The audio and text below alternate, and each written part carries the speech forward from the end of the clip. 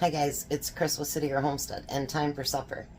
So tonight Tom won't be taste testing with us because he is going to go to his boss's house after work, after he gets dropped off from Courtney, and he's got to work on the air conditioner they installed. It's not working right. So he has to go and work on that tonight.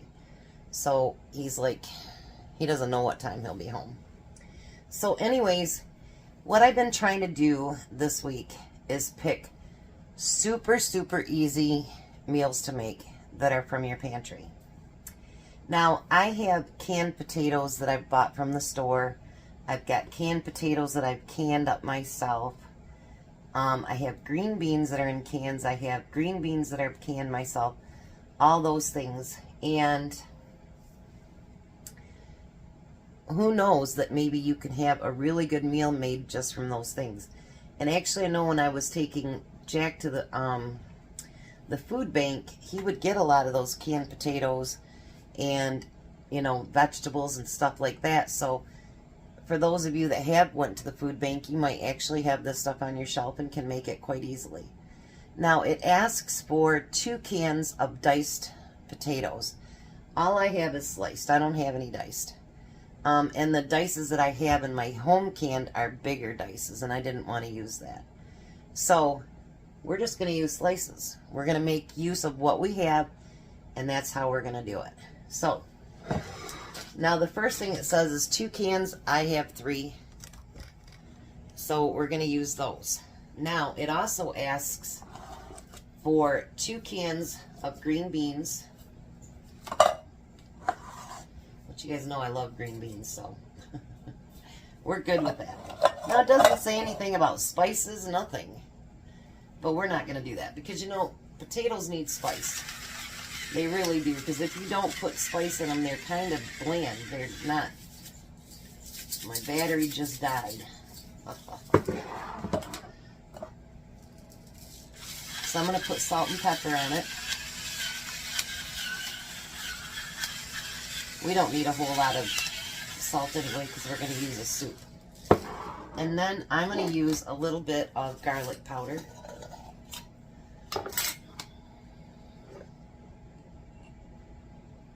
Not a whole lot, but a little bit, so we can add some taste to it. Then it asks for 1 can of cream of chicken soup, and I'm sure if you'd rather use something different, you can. You know, you can use whatever soup you want for yourself.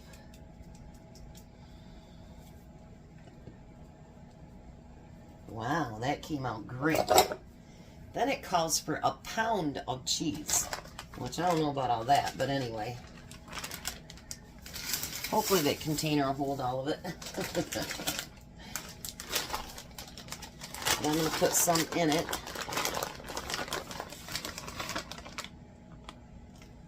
It looked really good, you guys, honestly. And I'm like, you know what? We're going to try that. And then if you remember, this is an addition to it. Last week, or the week before, I got a great big bag of bacon bits. We're going to put some bacon bits in that. Now, if you want it to be, you know, non-meaty, you don't have to add that. That's just something I've done on my own. So we're going to get that all mixed up together. And I figured some of these potatoes actually will probably break apart as I'm mixing it up. Now, the one thing I want to remind you guys, if you're using your canned potatoes, make sure that you rinse them and rinse them well. Whether it's store-bought, whether it's home canned, whatever it is, get all that extra starch off there because it doesn't help with the taste of your potatoes at all. So make sure that you know, rinse them up really good. And I do that with mine too. And you should be preheating your oven at 350.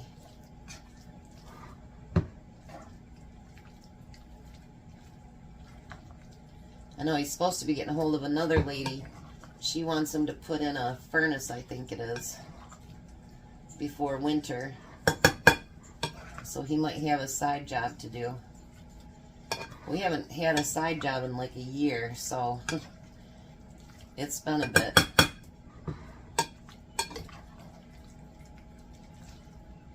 Look at that all mixed together. It looks delicious. Get all that cheese broke up and everything. I figured, how much easier can you get for a thing than this, you know? This may not be big enough. We'll see here.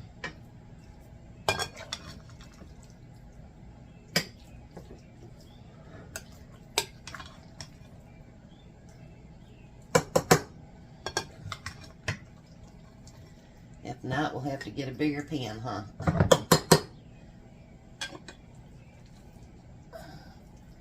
I think it'll be all right.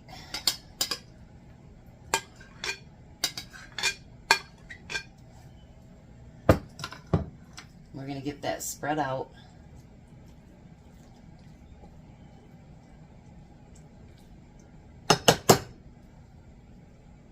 Just like that. Then what I want to do is take a little bit more cheese and put on top of that.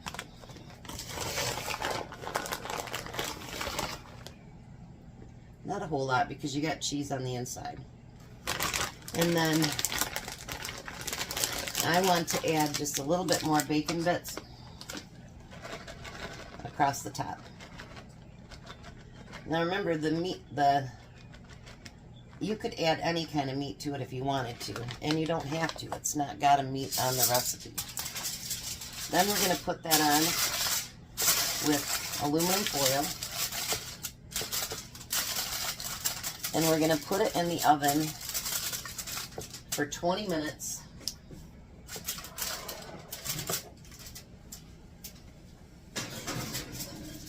I guess it's 15 minutes, sorry.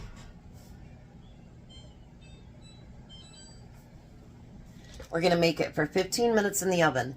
Then we're going to pull off that aluminum foil and we're going to let it get brown on top. So, how much easier can you get? I mean, seriously. Can't get much easier than that. And that's what I wanted to show this week too, is that we can throw together some really good meals, really cheap, and really quick. Because I don't know about you guys, but in the summertime, the last thing I want to do is spend all day in the kitchen. So, I'll be back when that's done, and we'll give it a test. Alright, so check this out. I'll push it down here closer. Isn't that pretty? I think it's pretty. So let's dish a little bit out on my plate. And I'll put Tom's on the other plate so that he can warm it up. And he'll get a piece of that cake too, as well. Which he's pretty excited about, actually. Look at that. Who would ever thought that you could do that with a few cans of food and make it into such a nice, beautiful dinner? I just want everybody to know that, you know, you can still make amazing meals without it costing an arm and a leg. And yeah, you can do it with stuff that you have in your pantry, or just things that you get from the food bank, or things that you get really at a good, you know, deal at the store. Whatever, you can make an amazing meal. So let's try it.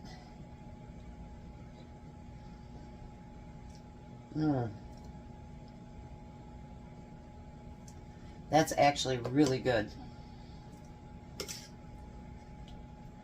Just since Tom's not here, let's try a second bite.